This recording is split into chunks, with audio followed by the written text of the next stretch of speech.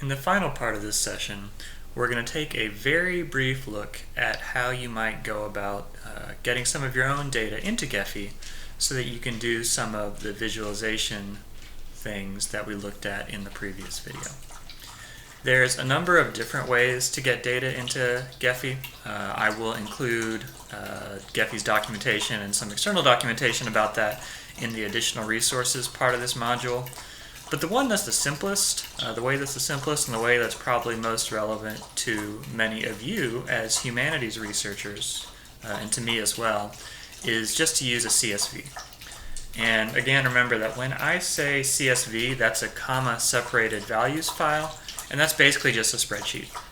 Whenever you're manipulating a spreadsheet in Excel or in Google Sheets, what's really behind that spreadsheet is a CSV file, and as we'll see in a minute, it's pretty easy to turn one of those spreadsheets into a CSV file that you can then use to import data into Gephi. So what we're going to do is take a look at a little bit of sample data. So the spreadsheet you see on the left is from the Slave Societies project that I'm a part of. And it's basically a tabular transcription of some baptismal records of people of African descent in the 19th century in the Rio de la Plata area.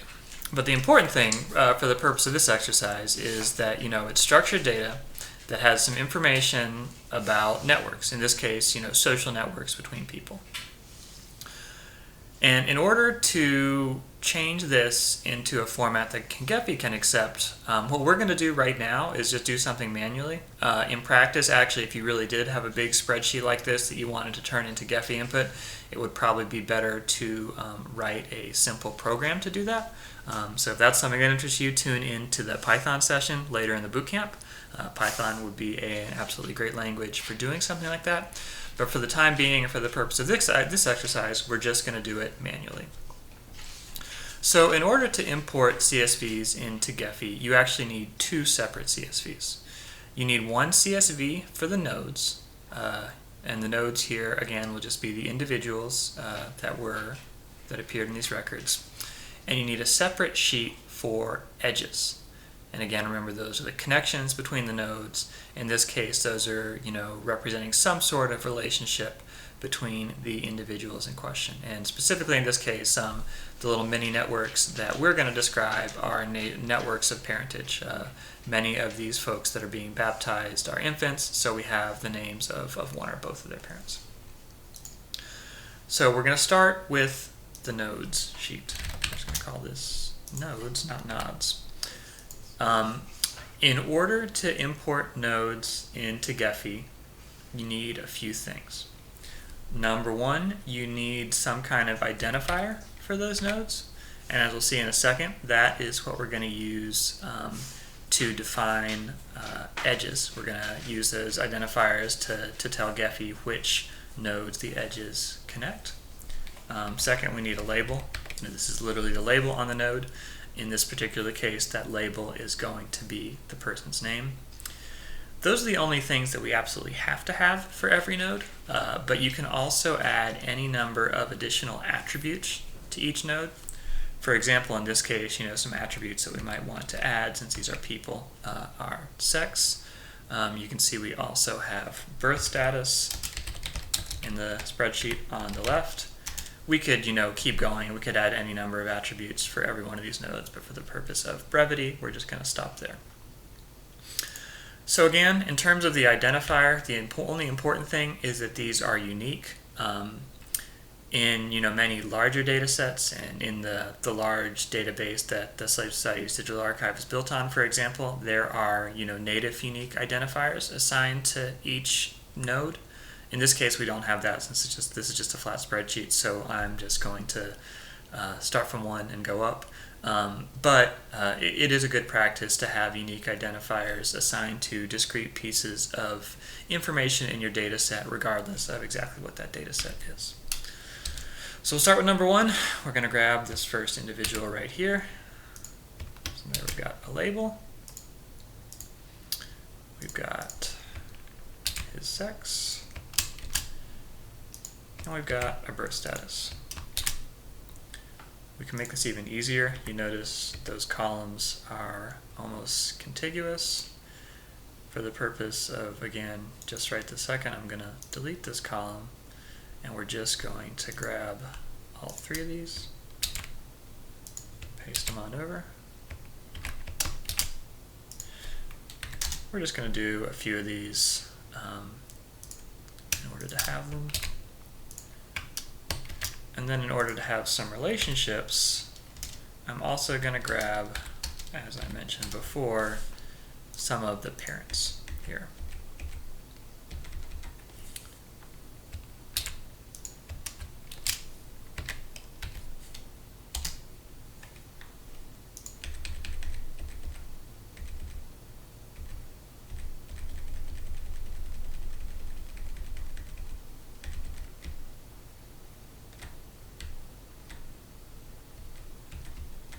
So that we don't have any fathers for these first three, we just have mothers.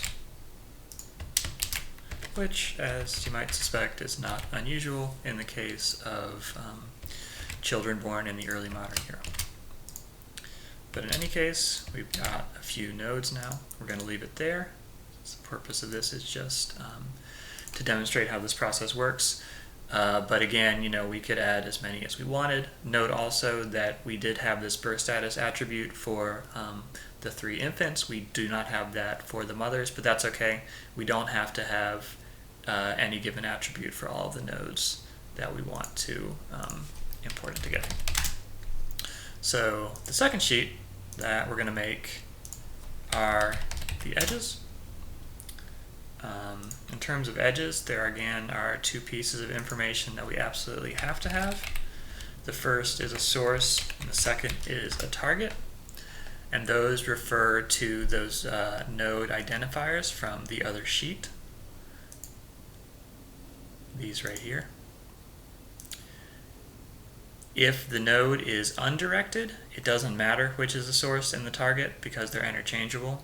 However, if the node is directed, you want the node that the arrow is going from to be the source, and the node that the arrow is pointing to be the target. You don't necessarily have to define what type of edges you are defining in this sheet.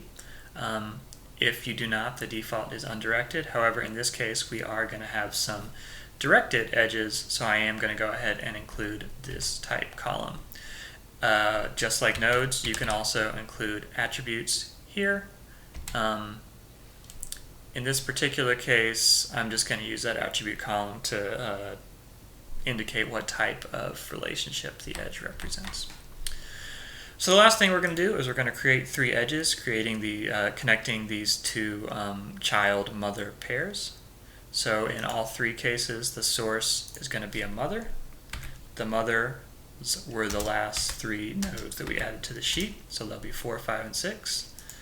The respective children were the first three, so there'll be 1, 2, and 3.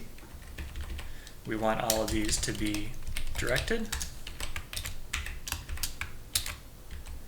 And these column headers that I'm using will jibe well with the Gephi defaults. However, if you already have data that would work for this format and you have different column headers, that's fine. You can also specify that on the import.